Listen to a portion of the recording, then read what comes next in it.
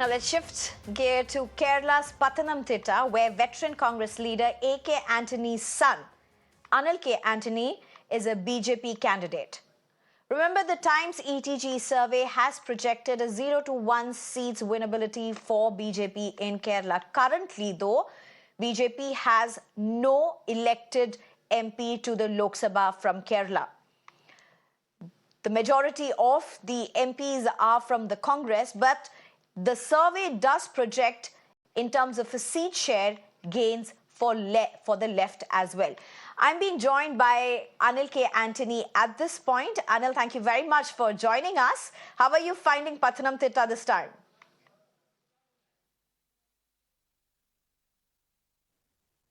So now almost 1 month is over since I've been declared a candidate here. Now we are.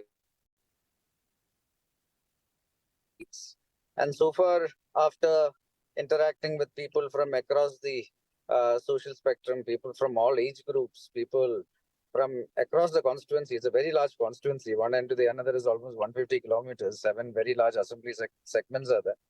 I covered all the assembly segments at least twice, and after interacting with so many people around, that one thing is very clear to me, and that is the people here want change.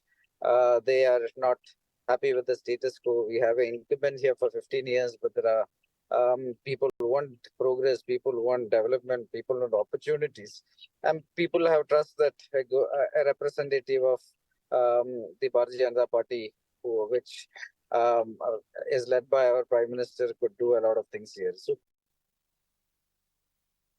well, it's interesting, Anil K. Antony, because the rival there in Pathanamthitta is a Congress stalwart as well, somebody you've worked with very closely as well. But we also saw a video of you dance with the young people. Is that the way you're drawing them? So we have a substantial young population here. There are 50 colleges in this district. But sadly, after they graduate, most of them leave because there are a huge scarcity of opportunities. It's one of those districts without a single IT park or an industrial park or any industry you could speak of. So Okay. Anil, now survey results for the Times ETG are out. The survey's projections for BJP in Kerala are not very good. There does seem to be an increase in vote share that's projected, but in terms of seat share, it's 0 to 1 as it's being seen at this point. How do you really look at this? So we are very confident as a party that we will overall across India, we will do better than 2014 and 19. We are expecting over 370 seats. Our coalition is expecting 400 plus. And in Kerala also, we are expecting a lot of seats. Like as far as the party is concerned, last time we had double-digit number of votes.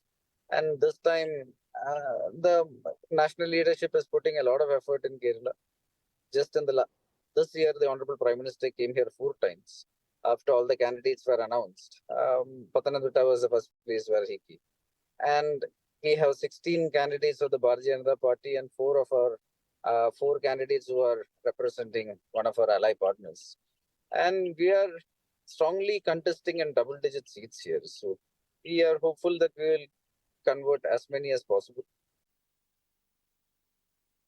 No, but Anil, I'm trying to understand here. How many are you really looking at? I mean, which is the seat that you think could win possibly? What's the party looking at? What are you looking at? So we are contesting in double-digit number of seats here, and it definitely won't be 1 or 2. We are going to open our account, but we will get multiple seats here. Okay, all right. Okay, you know, one thing that really comes to my point is, and we're doing this interview at a time where there are so many Congress top leaders who seem to be leaving the party and joining the BJP in the thick of elections. You, of course, left the party not in the thick of elections, and that time the headlines was a veteran Congress leader's son now joins the party. With all the exodus that seems to be happening, do you feel vindicated?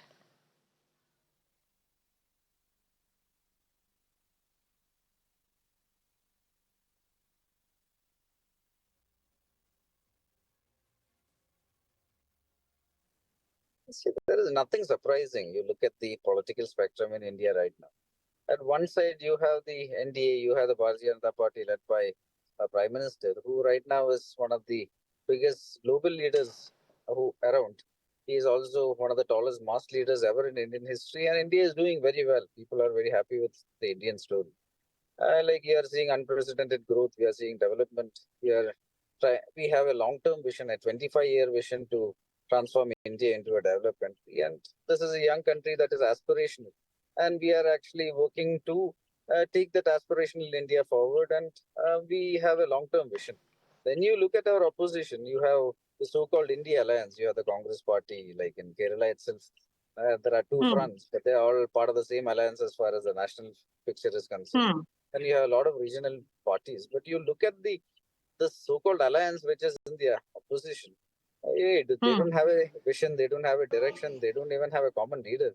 And you look at the Congress Party, while we say that the Bharatiya Janata Party has a long-term vision for till 2047, the Congress Hmm. seems to be a headless chicken for a long time, where they do not even seem to have a plan for 25 days.